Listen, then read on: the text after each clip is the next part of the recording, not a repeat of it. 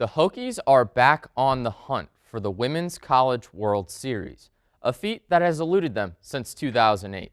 But they're on the right track with 25 wins, 6 losses, and 1 tie.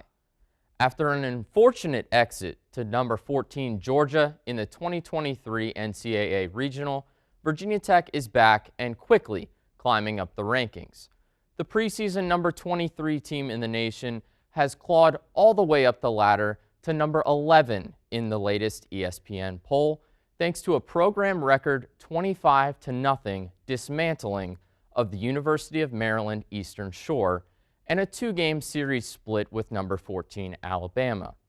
While last Friday's game didn't follow Tech's usual game plan of battering balls out of the park, falling 0-1, they got right back on track for Game 2, smashing a pair of homers thanks to Radford transfer Corey McMillan and freshman Michelle Chatfield.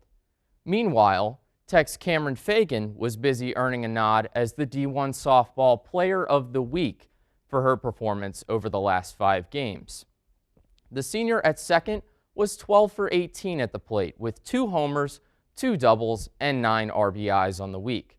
The Hokies are in Durham this weekend to face off with Duke. Game 1 concluded in favor of the Blue Devils, who put up 8 runs in the first 2 innings on their way to a 14-5 mercy rule. But I've got some advice for the 5th-ranked Blue Devils tonight. Consider taking a step or 2 back.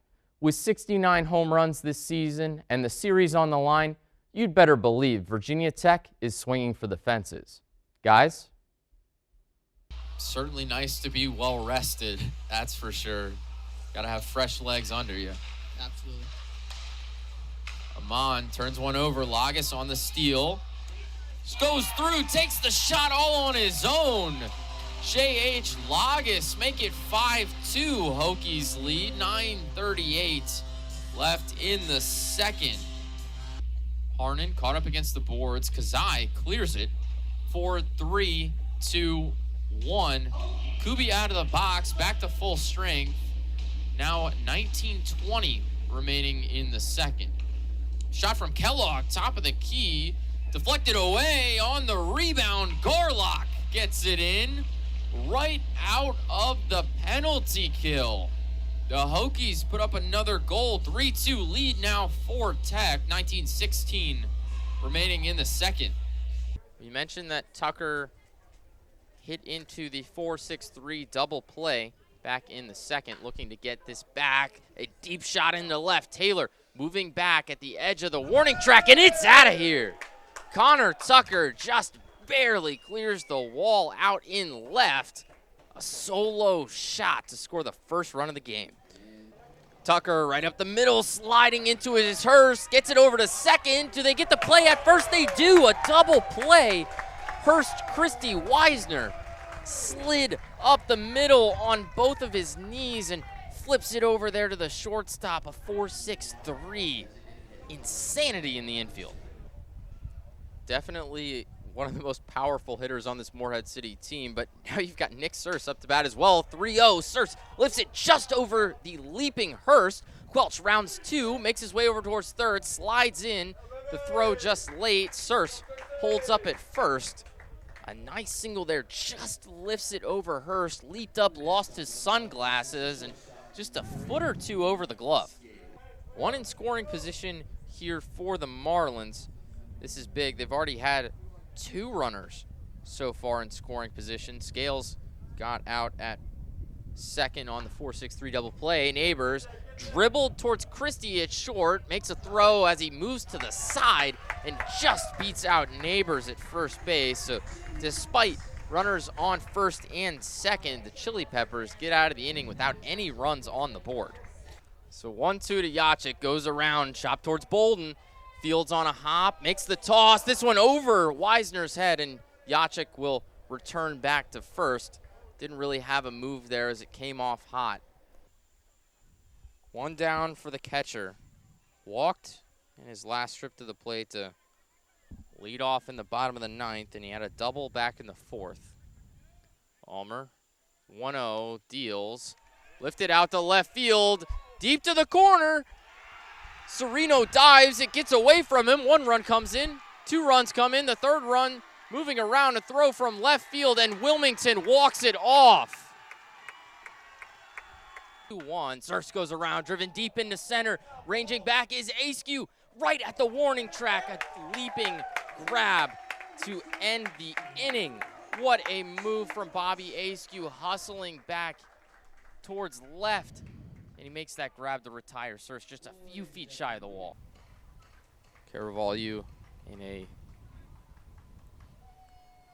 tough situation with those bases loaded. He really needs to get this out and get a couple more as Hartman fires one through the gap between first and second. 1 run will score, another coming around.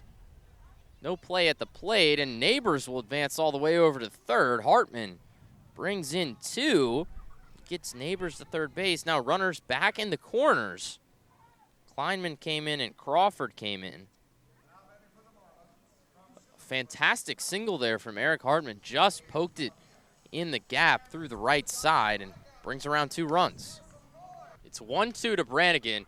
Sends one right at Vaughn Kluster's ankle, fielded by Tucker.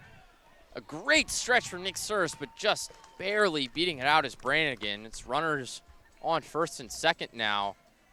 A hot shot right at the Dutchman's ankle bounced off. Tucker was able to field it well and come up firing.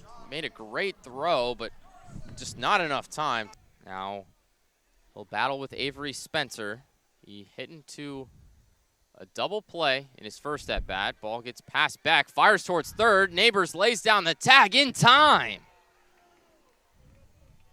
Beck let that one get through, but just smoked a ball over to Kamayu Neighbors at third base. Laid down a perfect tag, the throw right on the money.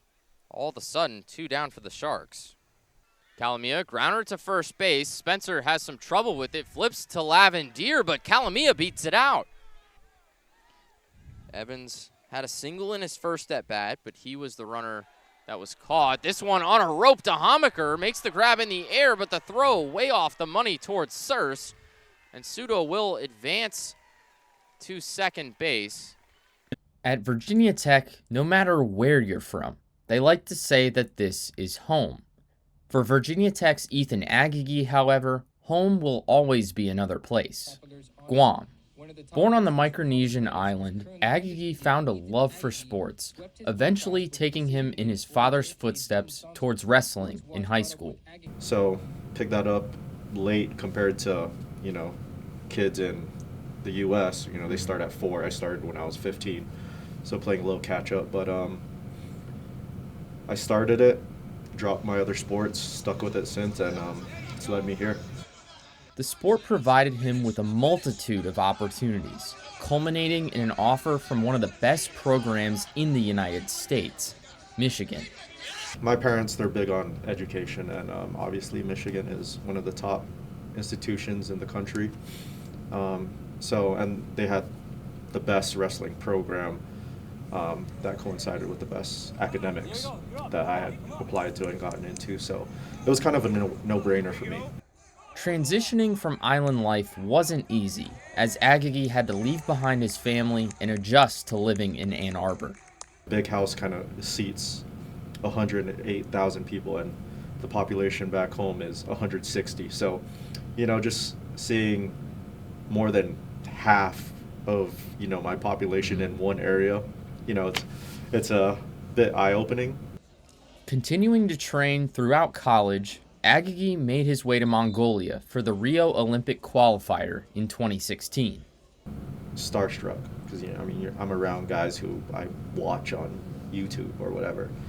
Falling to a world champ in the first round, Agagi wasn't able to come back from repechage and place, failing to qualify for the 2016 Olympic Games. It was definitely a learning experience, just seeing how far off I was from the top guys, but yet how close I am to still being able to, break through. I wanted to be the first from Guam to qualify outright. While qualifying for Rio was off the table, another opportunity opened for Agagi in Mongolia. He met Frank Molinaro, a former 4-time All-American from Penn State, who invited him to come and train with the Nittany Lions. Later in 2017, Molinaro was hired by Tony Roby at Virginia Tech to come coach, bringing Agagi along with him to Blacksburg, where he soon found his home away from home, serving as the wrestling SID. It's as close to home as it got for me, especially with the family aspect here. The culture that Coach Roby and everyone in Hokies wrestling that we've cultivated, it's very reminiscent of Guam. Training with some of the top NCAA wrestlers like the Hokies' Mekhi Lewis, Agagi continued to improve his skills, making another run for the Tokyo Olympic Games, where he felt it was his year to shine. In 2021, trying to, with all COVID and stopping, and I thought that would be the year that I get to qualify. And I went to Tunisia. That was where our qualifier was, and I was out of weight. I probably shouldn't have been at, but I attempted to qualify, didn't make weight, so I wasn't able to contest, and that one was hard because that one was on me, and I think just experiencing that kind of pushed me to reevaluate something, and I'm grateful for it. It helped my journey, helped me. I mean, it's crazy to think that was 3 years ago. I mean, it seems like it was such shorter, but I'm grateful for it. Through all the trials, Agagi's love for the sport prevailed. He's recently decided to hang up his shoes, at least temporarily, although he hasn't ruled out a return yet. Right now, retired life is nice, man. Retired life is nice, but 2028 could come sooner than think, and we'll see. For now, he continues working with the team and training Tech's best at the Southeast Regional Training Center in Blacksburg, leaving a lasting impact on wrestlers throughout the community. It's been really gratifying seeing Hokie Nation and then Blacksburg and then extend to across the country really rally and support this SERTC, which also supports Hokies wrestling. Someday, Agagi would like to return back home, using his experience to mentor the next generation of wrestlers coming out of Guam. I'd love to stay, but I think the long-term goal for me and vision is to go back home and then build up our national team, and then use all the experiences I've had and fully invest into what our island's wrestlers are capable of, and seeing them take the next step. Wherever wrestling might take him, Ethan Agagi is up to the challenge. Reporting from Virginia Tech, I'm Kyle Bean.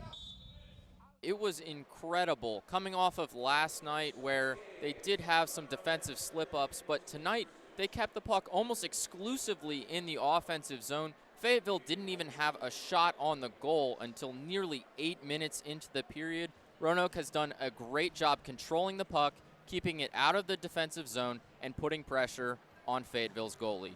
Yeah, and you talk about Austin Rodebush. A lot of pressure on Fayetteville throughout that first period. Yeah, those guys have been awesome. That lineup really getting it done with Matteo DiGiulio's goal really early on, just 41 seconds into this game. He's been in the right spots. Just 4 games with the Dogs so far. He's already had 2 goals with them. His first pro goal last night and then one tonight to start the game off. He's getting in the right spots. He's putting pressure on the goalies, and you just love to see it for a guy that Roanoke's added recently. Yeah, getting in those greasy areas. Another dangerous spot. Yeah, great job from that starting line once again. DiGiulio is looking fantastic in a Dogs uniform, dishing that out, then getting inside for the advantage. It's almost like the camo jerseys are working on ice because the first minute of the period, DiGiulio is just always there, and they don't even see him coming. Yeah, Roanoke's had those hot starts. Roanoke kind of came back over the top there at the end. What do you think was the difference? I think this is a spot where the Dogs do excel a little bit. They're very comfortable as a team because this core has been together for so long. I think they're in a great position to handle a chippy game like this, and they've been under pressure plenty in the third period, and we know that the Dogs perform fantastic with their back against the wall and in overtime. So with the Dogs having a more consistent team and a team that's been together and they've been through these chippy opportunities in these games like this, I think they're in a good position to hold out this one and come out on top.